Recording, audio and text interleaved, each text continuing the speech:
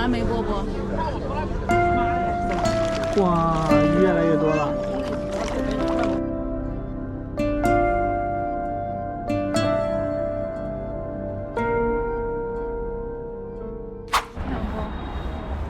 Hello， 大家好，今天来到了鸟巢，还有水立方国家体育馆。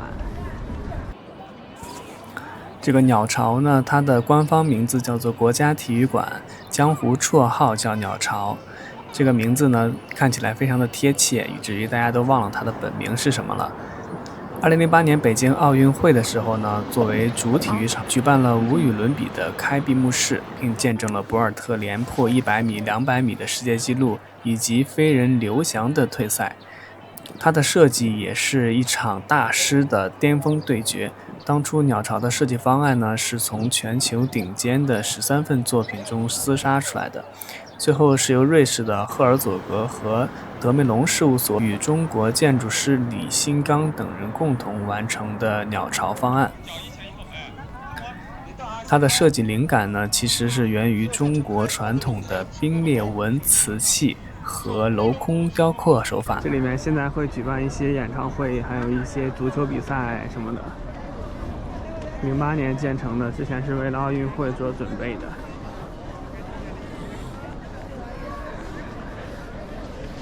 那边就是国家体育馆和水立方，现在过去看一下。有球赛的时候呢，这上面就会有一架摄像机，然后去转播这个鸟巢里面的画面。这个塔叫做玲珑塔，它的官方大名叫做奥林匹克公园多功能演播塔。它的主要功能呢是承载的中央电视台，也就是 CCTV 和北京电视台的演播室，还有美国全国广播公司 NBC 等。当年我们看到无数精彩的赛事直播，就是从这个地方传向全世界的。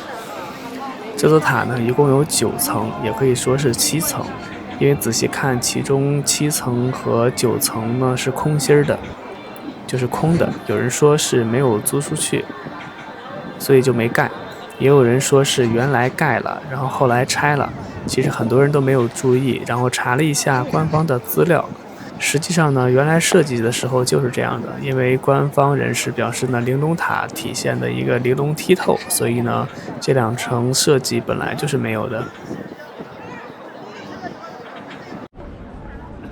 这是国家体育馆，里面可以打羽毛球、网球什么的。那现在还有一些人在滑轮滑。这个地方会有很多的旅游团，每天都有一车一车一车的送过来。每天从这里遛弯的时候就会碰到。这个花柱子看起来特别像假花，但实际上它是真花。11国庆之前刚搞的。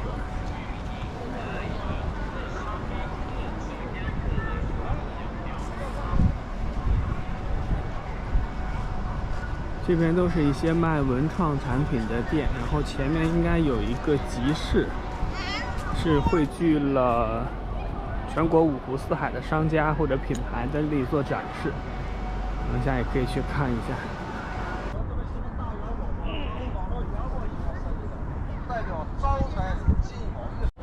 每天都有一波一波的旅游团，然后他们的这些旅游团的这个每次讲的都不一样，他们讲的从各种角度去讲，都挺好的。有的人讲的可逗了，我感觉我每天都在听他们做讲解，每天都在听。我现在已经可以讲了。拍照的话，可以往前走2步，然后走到这个位置来拍，或者是走到前面这个位置来拍，这样就可以拍到整个鸟巢了。不然的话，就只能拍到一半。鸟巢的对面呢，就是水立方，它的官方名字叫做国家游泳中心。在2002年北京奥运会的时候呢，它会被改造成冰立方。它是世界上唯一一个同时承办过夏季奥运会和冬季奥运会的场馆。在这座场馆中呢，咏坛见证了飞鱼菲尔普斯一人独揽8块金牌的封神之战，这里也被称为水魔方，因为在这里打破了25项世界纪录。它的设计灵感的官方解释是来源于开尔文泡沫理论，即理想泡沫和中国传统的天圆地方哲学。用料呢是用了一种叫 ETFE 的膜外衣的东西，据说非常的轻，近距离看呢，看起来就像是一块一块的这个大泡沫似的，大泡泡似的。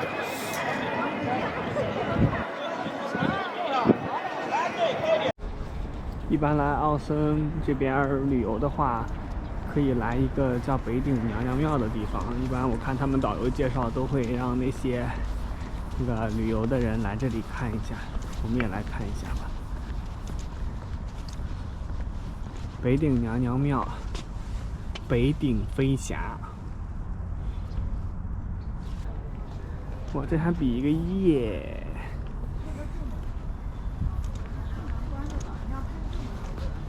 哦，好萌啊！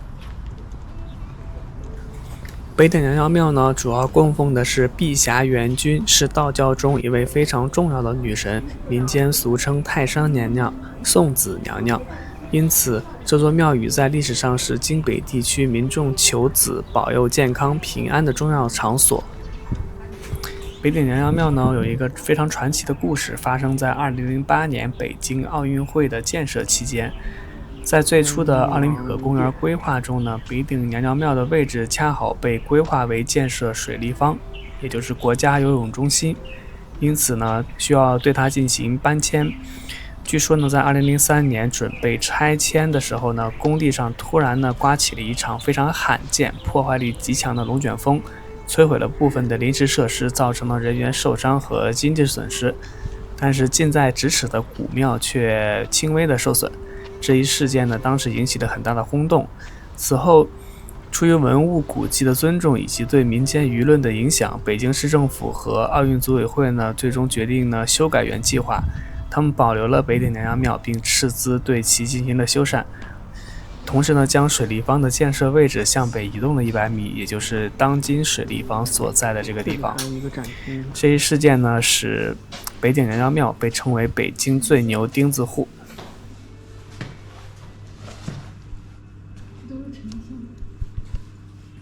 展厅里面呢，最近在办一个沉香展，马来西亚沉香。这里面有来自世界各地的沉香，眼下看到的这些应该是马来西亚沉香。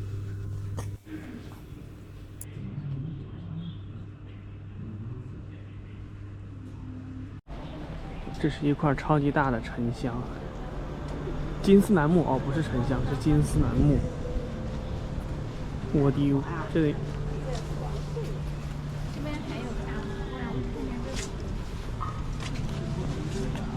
据说这个木头据说非常的贵，应该是，是不是像金丝一样？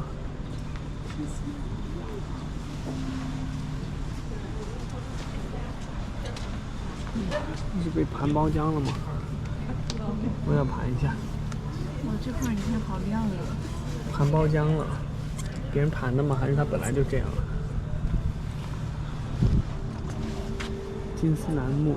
人家说禁止触摸。啊，禁止触摸呀。雷击金丝楠木，雷击金丝楠阴沉木。被雷劈的，四川雅安发现的，这个是什么？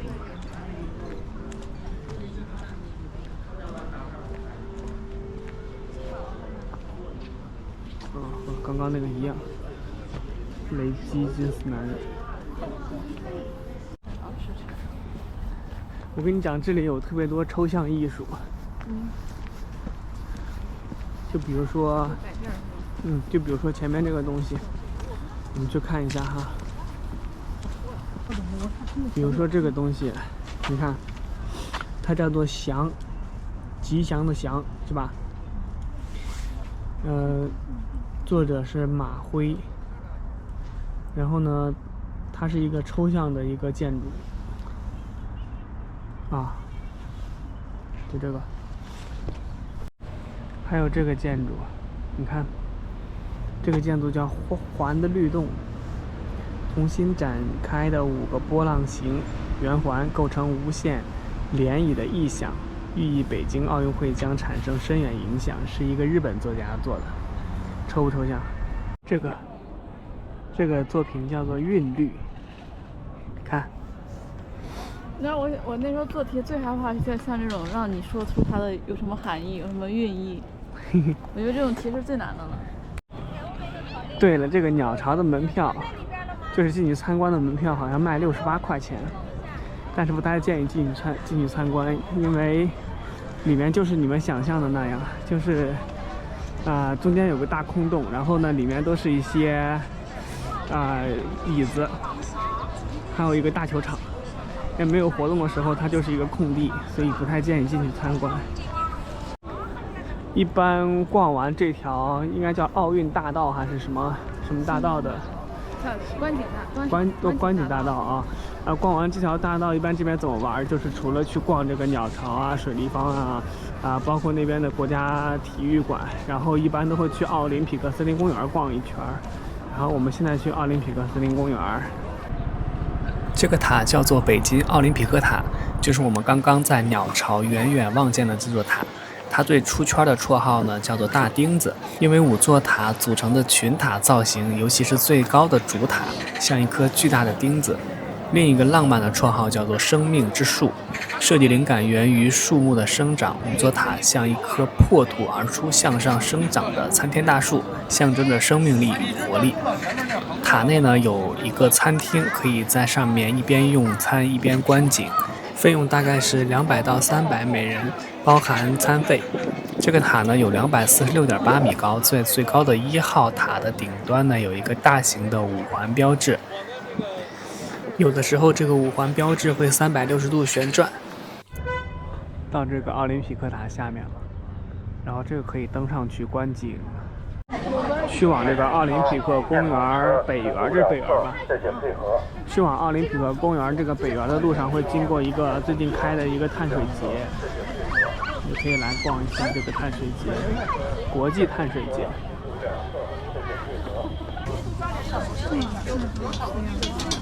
短短的。先尝一下普通的，然后你喜欢。你要买水呀？芒果波波呢，还是草莓波波？蓝莓和奥利奥的，咱们家卖的有点麻烦。哦，那2个卖的好，那蓝莓波波。都是波波。付了啊。可以。哎呀，这排队了，那整办。不用，很好吃的。茶的你可以自取。好，谢谢。你晃一晃，咚。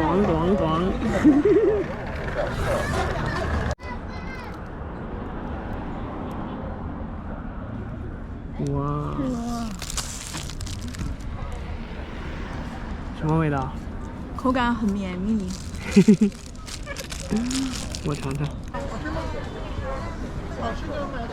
这是潮州牛肉汤，香蕉烧，奇怪的东西。要不要再吃一根烤肠？35一份，2根。哦。好多这种卖甜品的，油炸臭豆腐、长沙臭豆腐。哇，好香啊，好臭啊，又香又臭。这个是武汉热干面，还有一些汁子。现在今天人还很多，工作日的时候这2条街都空空的，然后他们开了几天就不开了，然后就只有工作日才开了。街头炸鸡，炸鸡块。菠萝咕老肉，这里有一个卖飞饼的，然后飞饼好像真的是那个印度朋友来这里搞的这个飞饼。你要什么的？我要那个咖喱印度咖喱。鸡蛋吗？对，鸡蛋没付完了没？先付了。挂了。这边来吧。中文太好，中文说的太标准了，普通话也太标准了。炒焖子。你吃过炒焖子吗？我们家有类似的。没事。我吃点粉，炒粉。但是粉和焖子不是一个东西。但口感差不多。来一串吧，酱烤羊肉串。羊肉串。釜山韩国小吃。看吃了什么呢？釜山鱼饼。这一块就不是吃的了，一些工艺品。小杯子，这是一些首饰，花丝镶嵌制作技艺，有点像掐丝珐琅彩的掐丝。看起来这家比较火呀。这会儿高压状态了，别急啊，别慌，放边上来提醒顾客站着吃。这是海底鲜专用风味酱，明白啊？不吃辣对不对？好了，再来。好，再2个，精致一边上一放，小兰花一蛋，做的开开心心的啊！来，久等的啊，吃这食材好料啊！这边精致的。铁板虾滑。看一下，保健很长。这个巴士是卖美食的，好像是卖一些甜品，还有一个巴士是卖冰淇淋的。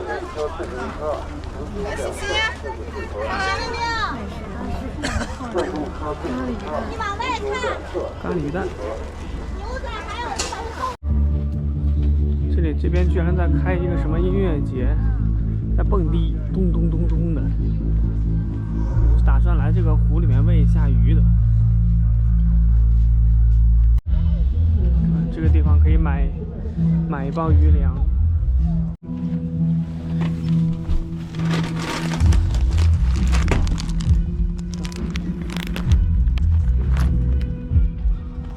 鱼不来吃了。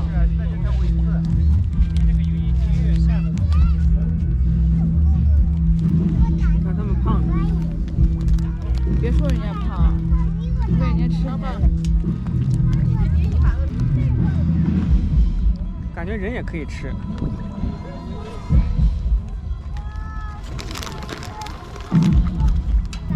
看我给你丢到鸭子那边。哎，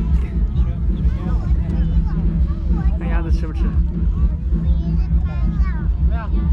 鸭子也吃，鸭子也吃。来。鸭子闻香而来。要丢远一点，喂鸭子。有的时候鸭子会和这个鱼，它俩抢着吃，你知道吗？那你等它过来才对，然后它就会抢。